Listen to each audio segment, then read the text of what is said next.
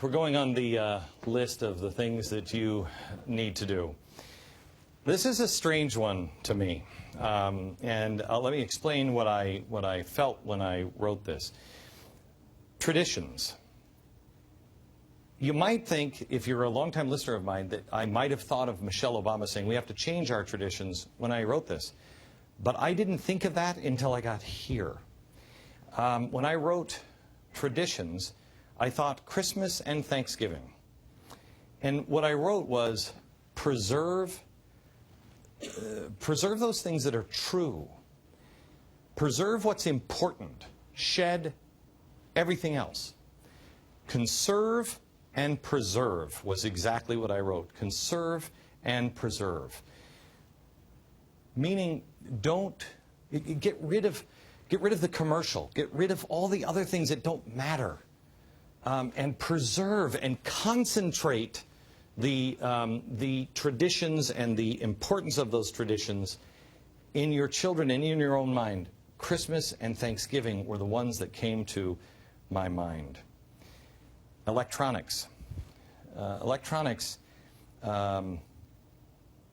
kept thinking, make sure that you have everything that's important on paper. Paper copies of important documents. Know where your deeds are and take them with you in an emergency.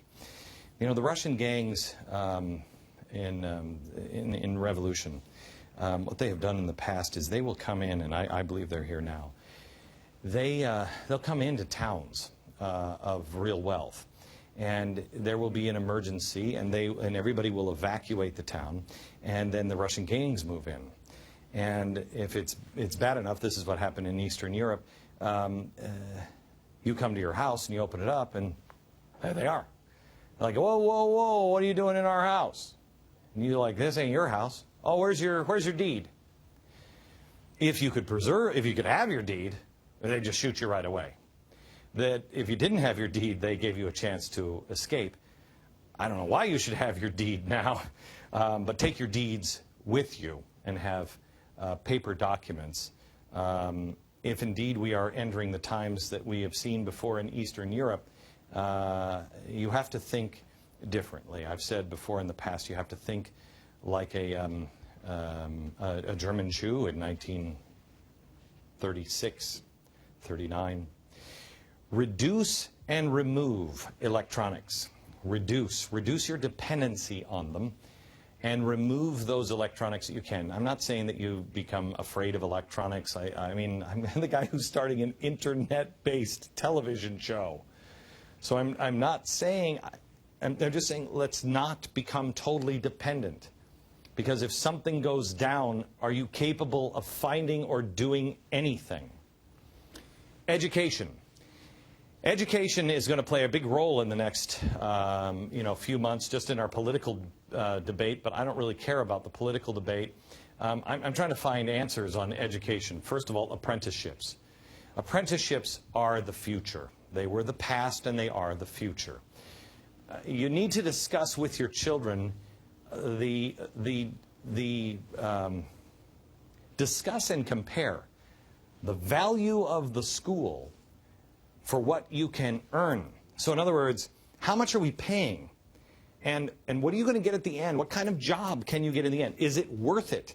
It's crazy just to say, hey, I don't really know what kind of car I want to buy. I'm just going to buy that really expensive one because it has a nice label on it. It's crazy. Dismiss the labels. Yale came to mind.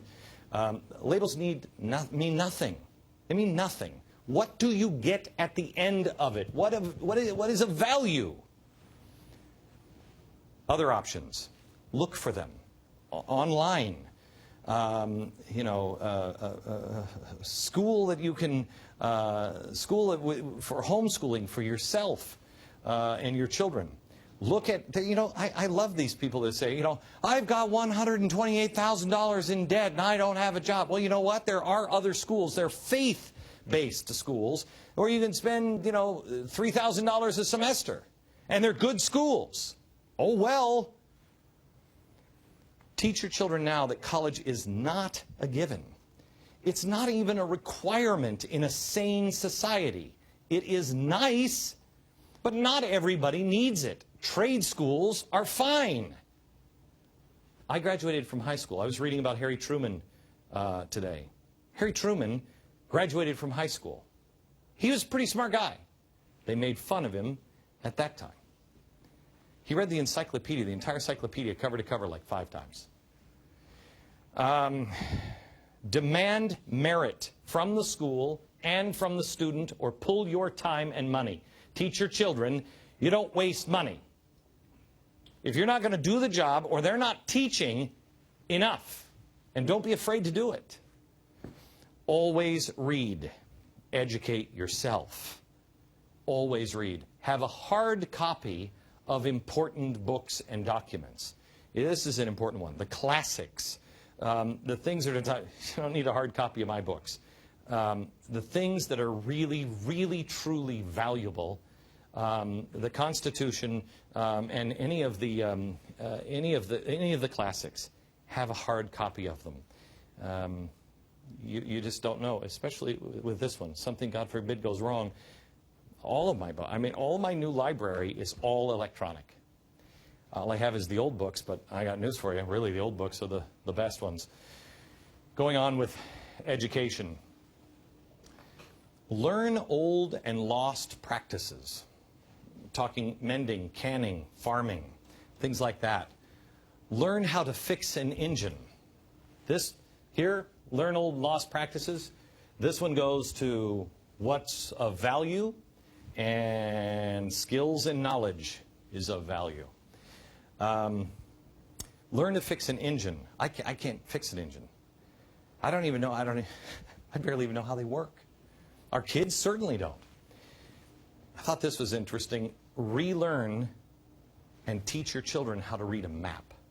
Not GPS positioning, a map. Stay up on the true news. Be very, very careful on your news. I'm telling you, I've never seen anything like it. Look, I worked at CNN and I worked at Fox. I've seen them both. I know how both of them work. I've seen it from the inside.